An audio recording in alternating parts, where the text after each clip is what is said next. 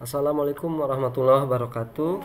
Alhamdulillah, pada kesempatan kali ini mahasiswa Universitas Selatan Samosir pada program studi pendidikan matematika semester 5 kita kembali di pertemuan kedua pada pembelajaran yaitu mata kuliah masalah nilai awal dan syarat batas di pokok bahasan masalah nilai awal orde 1 pemisah variabel bersama saya Sahrul Anwar di pertemuan kedua.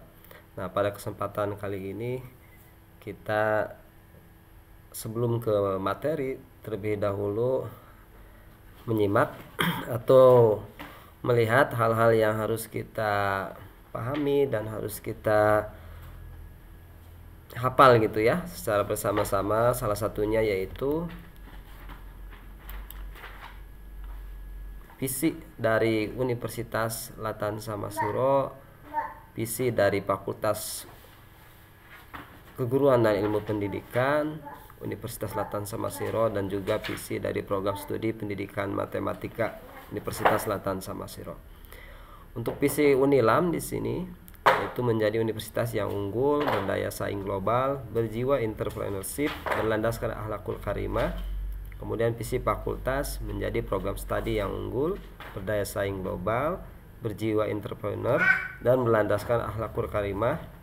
Kemudian untuk visi prodi di sini menjadi pusat pengkajian dan penerapan ilmu pendidikan matematika berbasis etnorealistik yang inovatif, berorientasi pada proses kognitif dan memanfaatkan nilai-nilai edupreneurship dengan target tahun 2034. Kemudian kita lanjut untuk pengantar di mata kuliah hari ini. Dalam surat Al-Isra ayat 12 menjelaskan tentang tanda-tanda kekuasaan Allah dalam penciptaan dan pergantian siang dan malam. Dan ini relevan juga dalam kaitannya dengan perhitungan. Ayatnya itu Bismillahirrahmanirrahim. Waj'alna laila wan nahara ataini pamahauna ayatal laili waj'alna ayatan nahari mubsiratan litabtagu fadlam mir rabbikum walita'lamu adadas sinina wal hisab wa kulla shay'in fassalnahu tafsila. Dari surat ini kita akan mengambil pelajaran dari terjemahnya, yaitu kami jadikan malam dan siang sebagai dua tanda kebesaran kami hapuskan tanda malam dan kami jadikan tanda siang itu terang benderang agar kamu dapat mencari karunia dari Tuhanmu dan mengetahui bilangan tahun serta perhitungan waktu. Segala sesuatu telah kami terangkan secara terperinci.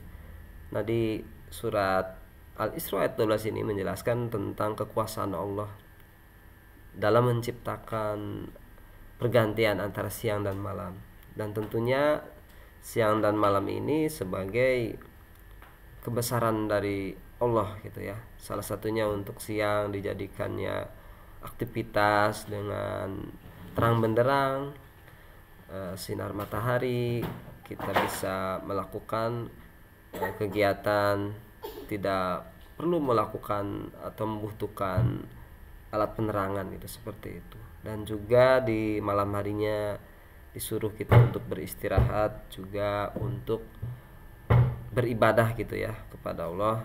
Dan tentunya ini ada bilangan gitu ya, bilangan atau ada perhitungannya dari tahun atau juga dari waktu ke waktu. Nah, ini menjadi pelajaran buat kita semua bahwa Allah itu maha kuasa atas segala sesuatu, dan ini dikaitkan dengan adanya perhitungan seperti itu. Kemudian di sini untuk materi yang akan dibahas di perkuliahan kita, salah satunya yaitu materi yang sudah ada di sini dari kontrak perkuliahan dan pengantar MNASB masa nilai awal dan syarat batas. Kemudian juga MNA orde 1 baik dari pemisah variabel, persamaan linear sederhana, homogen sederhana, non homogen sederhana. Juga di sini standar yang lainnya kaitan dengan materi di sini bisa dilihat. Syarat batas sederhana, latihan menyelesaikan soal MN dan SB, UTS, kemudian juga metode Euler, kemudian juga latihan Euler, aplikasi MNA, aplikasi syarat batas, mereview materi, simulasi UAS, proyek kecil di pertemuan 15, dan ini di sini ada indikator atau hal yang harus dilakukan oleh mahasiswa dalam melaksanakan aktivitas pembelajaran gitu ya di setiap sesi pertemuan. Di sesi 1 di sini nanti mahasiswa yaitu memperhatikan tentang tujuan pembelajaran, outcome pembelajaran, kontrak perkuliahan atau tata tertib yang lainnya. Dan untuk pertemuan 2 sampai 6 karena ini metodenya secara hybrid, yaitu tatap muka di pertemuan 1, pertemuan 7, dan pertemuan yaitu pertemuan 15 gitu ya. Maka di sini ada yang harus diperhatikan di pertemuan 2 sampai 6. Ada tugas buat mahasiswa untuk membuat resume video secara on frame dan atau bentuk studi kasus yang diselesaikan secara mandiri melalui link yang disematkan dari LinkedIn Edit ke ruang kelas Google Classroom gitu ya atau GCR. Kemudian juga di pertemuan 9 sampai pertemuan 14. Adapun di pertemuan 7 ini nanti ada mereview materi atau juga bisa kuis sebelum UTS, dan di pertemuan 15 juga sama, ada review materi atau kuis atau sebelum UTS. Nah, ini juga harus diperhatikan dengan baik. Selanjutnya mahasiswa dalam pembelajaran kali ini, tujuan pembelajaran setelah mahasiswa mempelajari materi ini, mahasiswa diharapkan mampu membedakan persamaan diferensial dengan pemisah variabel dari jenis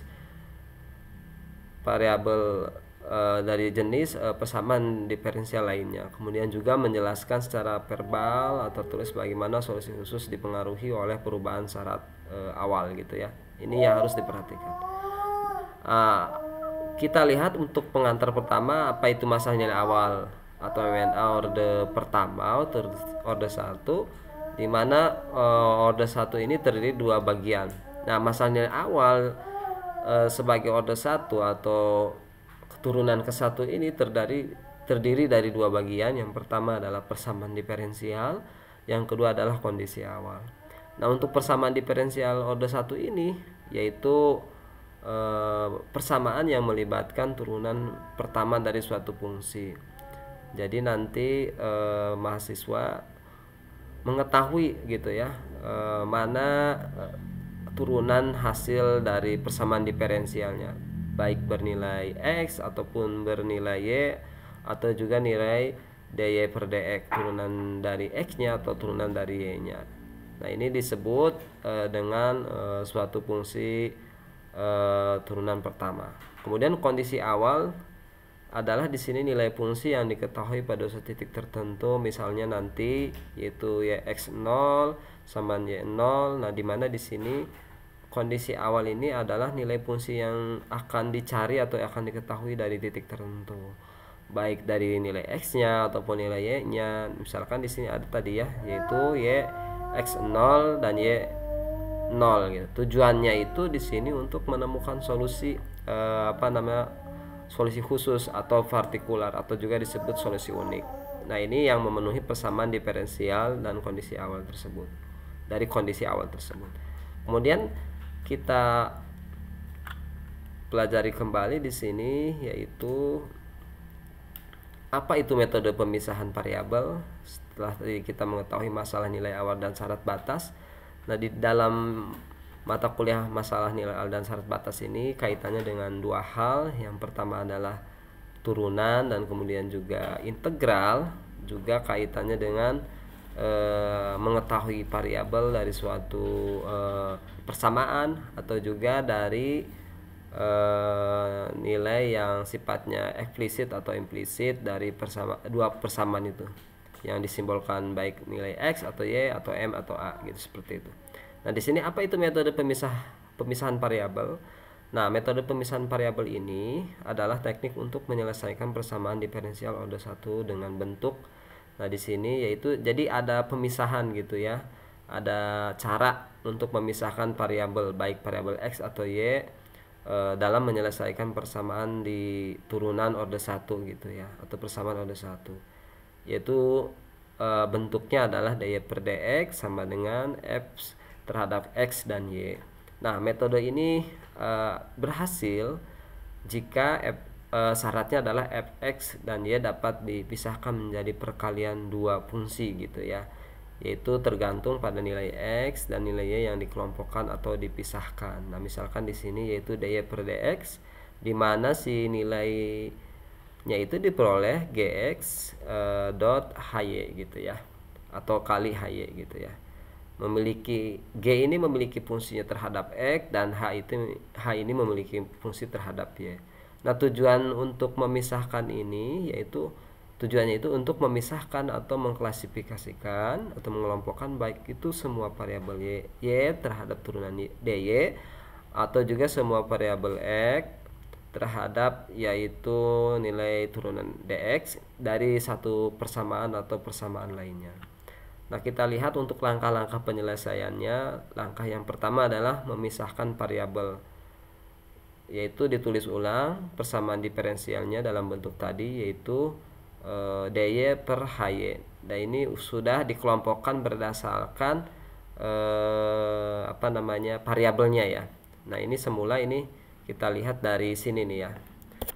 Nah, dari dy per dx sama dengan gx dot hy. Nah, ini setelah diturunkan, maka ini si dy berpasangan terhadap, nah dy ini berpasangan terhadap nilai hy gitu ya.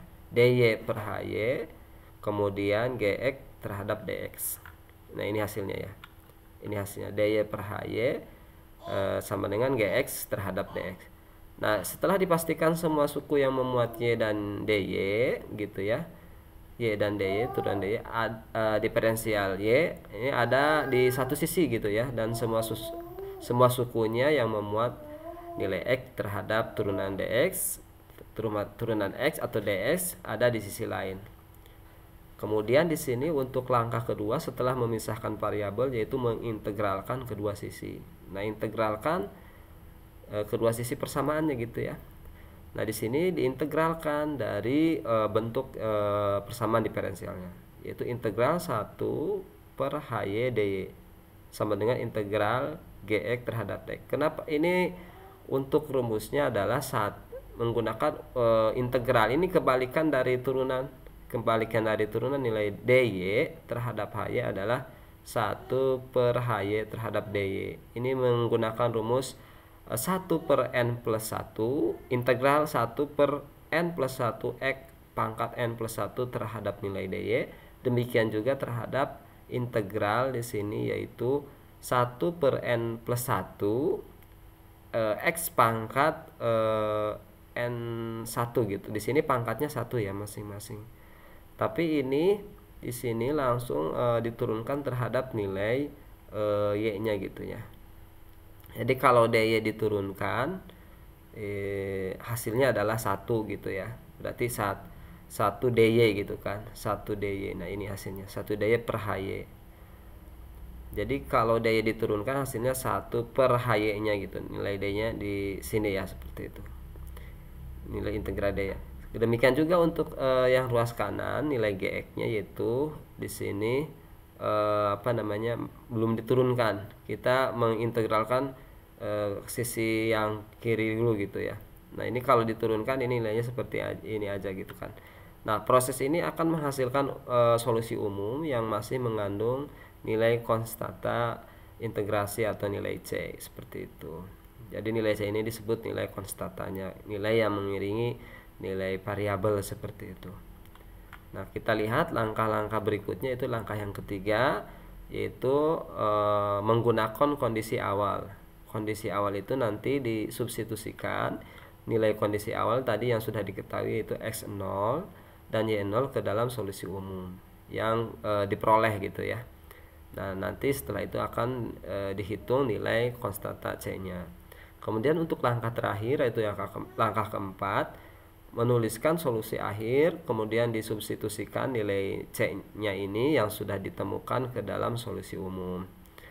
Jadi nanti setelah diperoleh dari kondisi awal hasil substitusi dari nilai x0 dan y0, setelah itu diperoleh solusi umum dan nilai konstantanya atau nilai c, maka selanjutnya di sini di akhir solusinya gitu ya, setelah disubstitusikan nilai c yang sudah diketahui atau sudah ditemukan, maka ke dalam solusi umum, maka hasil dari solusi itu solusi akhir atau solusi khususnya atau disebut partikular atau juga solusi uniknya. Jadi fungsi-fungsi khususnya itu akan memenuhi persamaan diferensial dan kondisi awalnya seperti itu. Ini untuk syaratnya. Kita langsung lihat untuk contohnya di sini. Soal atau kasus di sini ada soal ya. Selesaikanlah masalah nilai awal berikut. dy per dx sama dengan x per y dengan kondisi awal yaitu y 0 sama dengan 2. Nah, langkah pertama pisahkan variabel. Nah, di sini kita pisahkan nilai y terhadap dy, nilai x terhadap turunan x-nya dx. Maka di sini kita ruas kanan kita ketahui itu nilainya y gitu ya, dan nilai ruas kanan yaitu x. Nah, kita kali silang dy di y kali dy, hasilnya y dy sama dengan yaitu x kali dx, x dx. Nah, ini sudah terpisah ya, nilai y dan diferensial y, nilai x dengan turunan x-nya gitu, seperti itu. Nah, langkah selanjutnya itu integralkan kedua sisi. Kita integralkan untuk nilai y dy-nya dan nilai x dx-nya seperti itu. Nah, kita hasilkan dari hasil integral ini gitu ya. Nah, ini setengah per y kuadrat. Ini setengah y kuadrat ini hasil dari integral y dy. Caranya adalah 1 per n plus 1 y 1 n plus 1. N nya di sini pangkatnya 1, jadi pangkatnya 1 dari y ini berarti y pangkat 1 ditambah 1 y pangkat 2. Kalau rumus setengahnya ini adalah 1 per n plus 1. N nya adalah pangkat satunya itu adalah teoremanya gitu ya, sehingga dihasilkan integral y dy sama, hasilnya adalah 1 per 2 y kuadrat. Nah, sedangkan untuk ruas kanannya untuk nilai x sama gitu ya. Di sini kita ketahui untuk pangkatnya adalah 1, di sini n-nya 1 gitu ya. N-nya 1 ditambah 1 x2 ya. Kemudian ini juga sama aturan pangkat 1 per 2. 1 per 2 itu diperoleh dari 1 per n plus 1. N-nya adalah pangkatnya 1 ditambah 1 adalah 2 plus c. Nah, ini nilai di sebelah kanan ini akan dihasilkan sesuai persamaannya, itu ditambahkan nilai c atau konstatanya ya gitu, seperti itu. Nah, ini untuk nilai ini dijadikan sebagai solusi umum. Nah, kemudian selanjutnya langkah ketiga di sini ya, itu kembalikan ke dalam menggunakan kondisi awal. Nah, setelah itu disubstitusikan dari kondisi awal yang sudah diketahui yaitu x0 dan y0 ke dalam solusi umum. Ini x0 dan y0 dari soal ya, kita lihat di sini. Soal awal. Dari kasusnya ya, kita perhatikan dari kondisi awalnya di sini dari soal ya gitu ya, soal yang nah ini nih kondisi awalnya ini ya, y 0 sama dengan 2. Maka kita tulis x0 dan y0 ke dalam solusi umum. Jadi dari solusi umumnya, ini solusi umumnya ya tadi ya, solusi umumnya dari sini nih, setengah y kuadrat sama dengan setengah x kuadrat plus c. Setengah y kuadrat sama dengan setengah x kuadrat sama plus c di sini. Maka kita tinggal substitusikan nilai y-nya, setiap nilai y dan setiap nilai x. Kita turunkan setengah y-nya disubstitusikan menjadi 2 dari y yang sudah diperoleh, angkat 2 gitu ya, sama dengan setengah turun. Kemudian nilai x-nya juga diganti menjadi 0 pangkat 2 plus c, kemudian setengah 2 pangkat 2 4 gitu ya, sama dengan setengah dikali 0 hasilnya 0 plus c. Kemudian ini dalam bentuk pecahan dikali nilai 4 gitu ya. Ini dikalikannya kepada pembilang, menyebutnya seperti itu saja.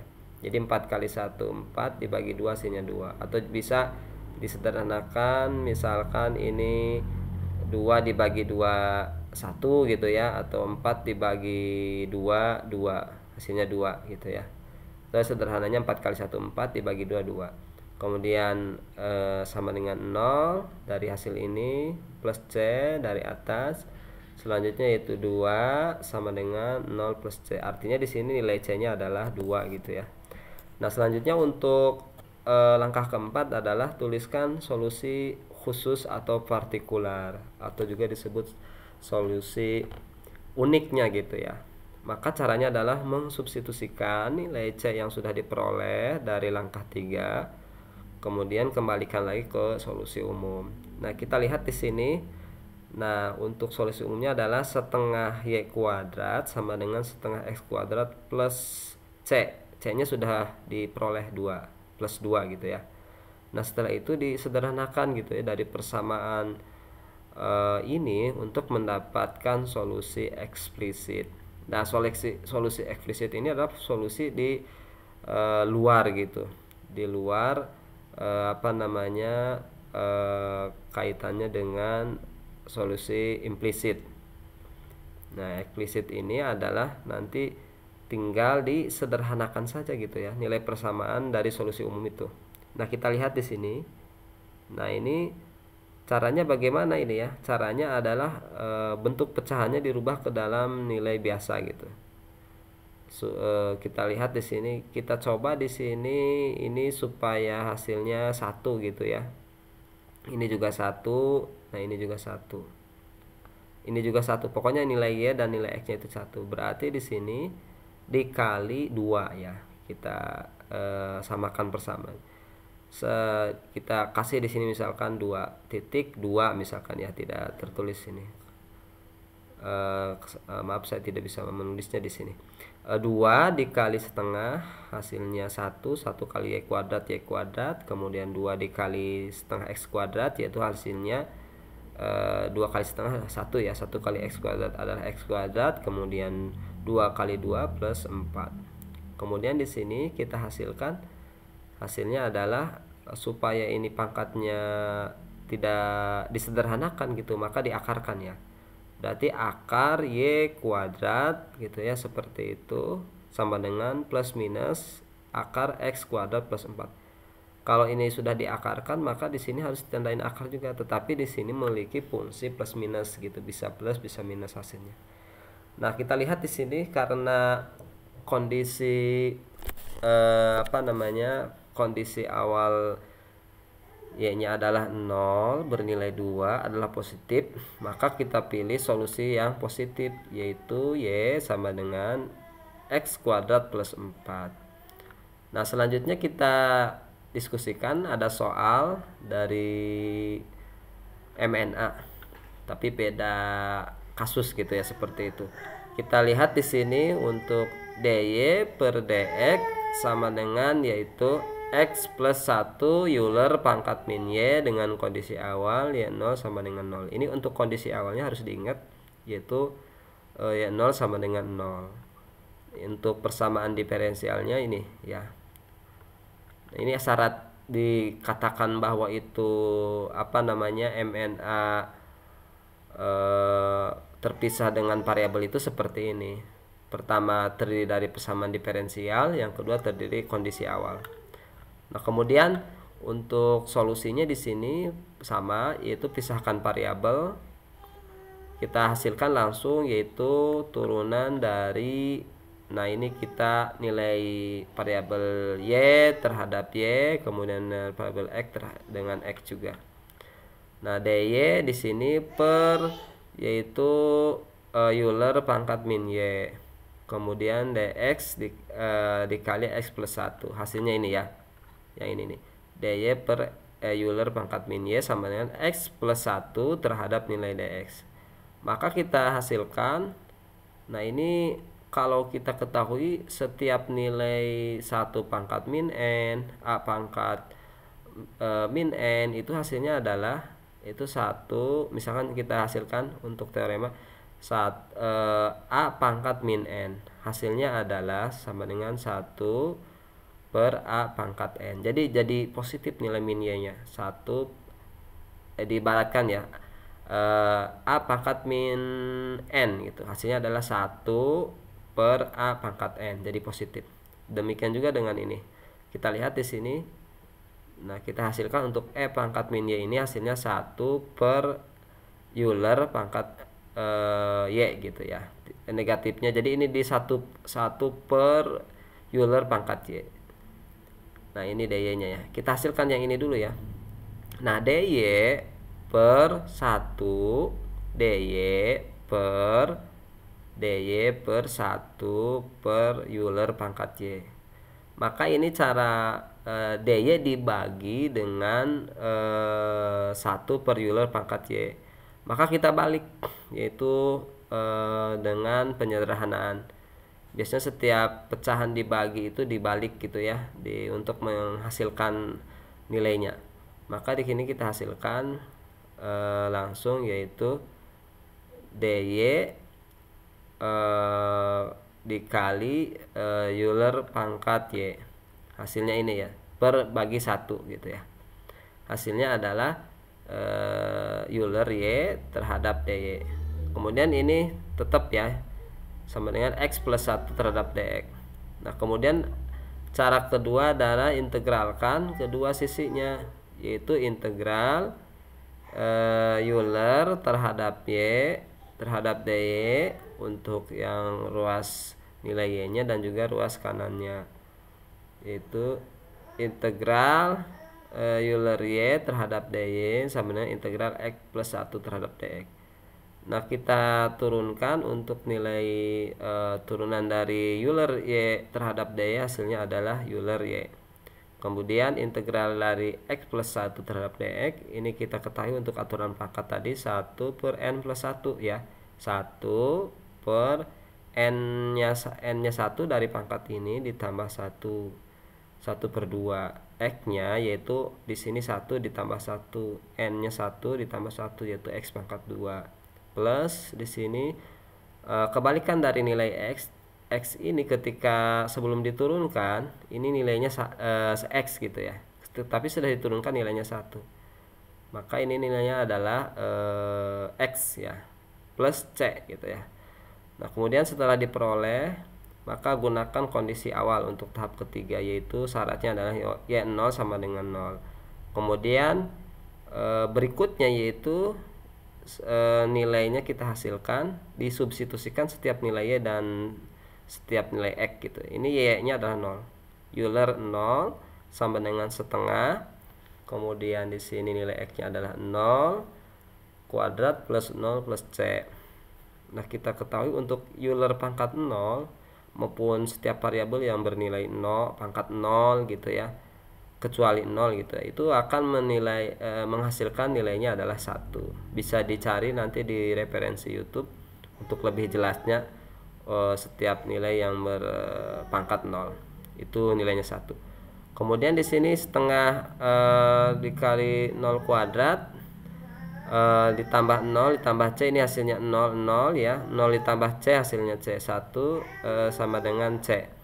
Kemudian berikutnya yaitu langkah terakhir yang keempat, tuliskan solusi khususnya atau partikular, yaitu di sini kita ketahui yaitu dari integral kondisi umum solusi umumnya, yaitu tadi diperoleh Euler pangkat Y sama dengan setengah, yaitu X plus C-nya diganti menjadi 1 atau disubstitusikan nilai C-nya 1 itu. Kemudian di sini diperoleh yaitu turunkan nilai Y-nya, Y sama dengan Euler pangkat Y ini adalah Y sama dengan ln. Diperoleh di sini yaitu setengah dikali setengah X kuadrat plus X plus 1. Ini hasilnya ya untuk solusi khususnya seperti itu. Nah, ini untuk sementara kita menggunakan metode atau tahapan ini. Ada 4 tahapan ya. Pisahkan variabel, integralkan kedua sisi, kemudian juga gunakan kondisi awal dan tuliskan partikularnya. Nah, kesimpulannya di sini yaitu masalah nilai awal, sebelum kesimpulan nanti mahasiswa bisa berdiskusi di grup. Apabila ada hal-hal yang kurang dimengerti bisa ditanyakan seperti itu ya. Kemudian selain itu nanti dikasih chat di Google Classroom yang sudah disediakan. Kemudian selain itu mahasiswa juga nanti ada ini yang harus diperhatikan. Salah satunya kalau mahasiswa tidak menyimak, tidak memberikan tanggapannya, berarti ini dianggap tidak hadir. Mohon untuk menanggapi materi yang sudah disajikan. Nah, untuk berikutnya sebagai kesimpulan di sini bahwa masalah nilai awal atau MNA order 1 adalah persamaan diferensial order pertama yang dilengkapi dengan kondisi awal, yaitu YX 0 sama dengan 0. Tujuannya ini tadi ya, untuk mencari solusi khusus atau partikular atau solusi unik yang sesuai dengan kondisi tersebut. Kemudian juga metode pemisahan variabel juga digunakan bila bentuk persamaan diferensial dapat dipisahkan menjadi fungsi dari X dan fungsi dari nilai Y. Ini nilai tadi ya. Kemudian langkah penyelesaiannya tadi memisahkan variabel, kemudian juga mengintegralkan kedua sisi, kemudian juga melihat kondisi awalnya, dan yang terakhir adalah solusi akhir atau partikular atau solusi khusus. Nah, kemudian nanti ini disesuaikan dengan kondisi awalnya. Kemudian yang terakhir di sini hasil akhirnya dari solusi khusus atau partikular ini sifatnya unik. Kemudian ini menggambarkan hubungan eksplisit atau implisit dari nilai X dan Y. Nah, ini hanya untuk masalah nilai awal tersebut saja gitu. Ini hanya sesuai dengan tema yang kita bahas mengenai pemisahan variabel di MNA order 1.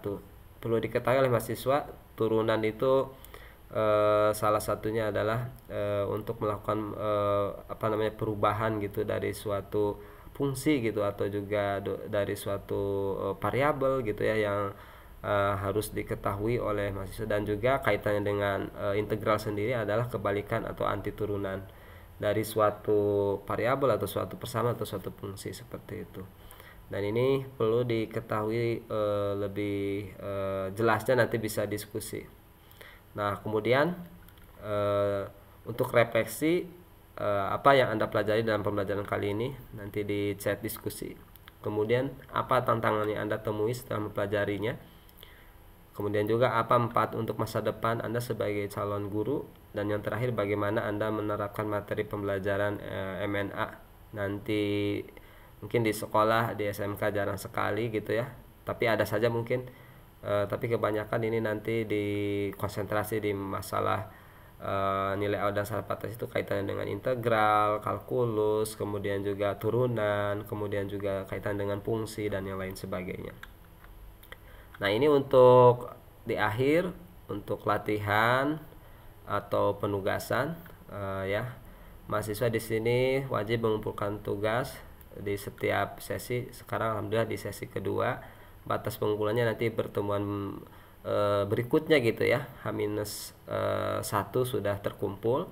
Kemudian format tugasnya itu berupa video in frame mahasiswa, diunggah atau diupload di akun LinkedIn masing-masing mahasiswa. Kemudian link atau tautannya itu dikirim melalui Google Classroom yang sudah tersedia di mata kuliah masalah nilai awal dan syarat batas.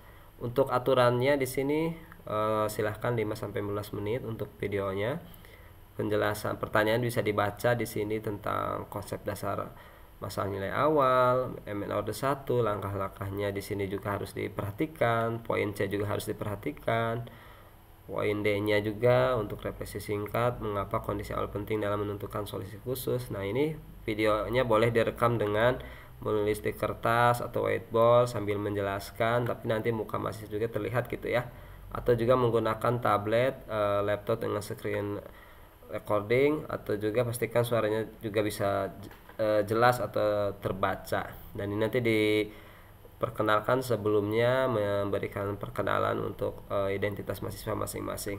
Nah, selanjutnya latihan tadi di poin di poin C ini soalnya ya yang harus diselesaikan oleh mahasiswa sebagai penugasan atau latihan. soal tugas video ini, selesaikan yang berikut dengan metode pembiasaan variabel lalu jelaskan setiap langkah dalam videonya. Ini nilainya ya, dy per dx bernilai x dot y, kemudian y0 nya adalah y-nya adalah 1 gitu, x-nya adalah 0. Kriterianya di sini bisa dilihat gitu ya untuk kriteria penilaiannya. Nah, untuk materi berikutnya kita akan bertemu di pertemuan ketiga pada pokok bahasan masalah nilai awal order 1, masih sama di order 1 di persamaan linear sederhana. Nah, demikian untuk pertemuan kita di hari ini. Terima kasih banyak sebelumnya sudah menyaksikan dari awal sampai akhir. Mudah-mudahan kita bisa bertemu kembali di pertemuan ketiga ya. Waalaikumsalam warahmatullahi wabarakatuh. Terima kasih banyak.